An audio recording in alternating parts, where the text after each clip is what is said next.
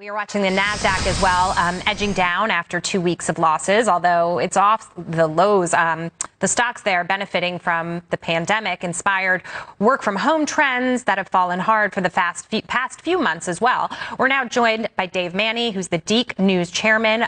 Dave, great to see you. Looking at some of these stocks. Good to see you, Jack. As we're opening up here and things are getting closer to getting back on track, and what were the big winners of the year are now, pointing downward. Doesn't mean that they're out of the game just yet. Your thoughts on how investors should be thinking about this market, maybe repositioning, and the economy going forward?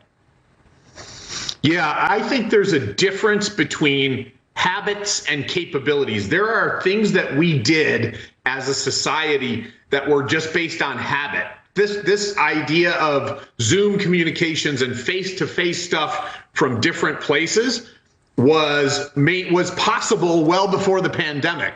But now we've got a habit of it, and we've broken a habit that we can only talk to other people face-to-face if we're in the same place. So I think there's going to be things that are going to change and change permanently. I haven't talked to a single other entrepreneur, CEO type who says, screw it. As soon as I can, I'm going to travel just as much as I used to. Everybody seems to be saying, yeah, I'm going to be back on the road, but maybe half as much because I can do this when I need to. So I think in many things, are people always going to just want to stay home and ride the Peloton, or will gym membership come back? And is there something in the social aspect? And I think that fine-grained examination of whether it's something that's going to stick or whether it's just something a habit that we broke is going to be really important for investors. Well, I imagine it's going to be some sort of a hybrid. And you bring up two examples of Zoom and Peloton, for example. People have enjoyed the benefits of those things when they were under lockdown. You're right. There's going to be some desire to get back into the office and interact with your colleagues in a real way. But maybe your work week looks a little different. Maybe you still are Zooming a day or two a week and going into the office 3 days. And maybe you do want to take group fitness classes with your peers around you.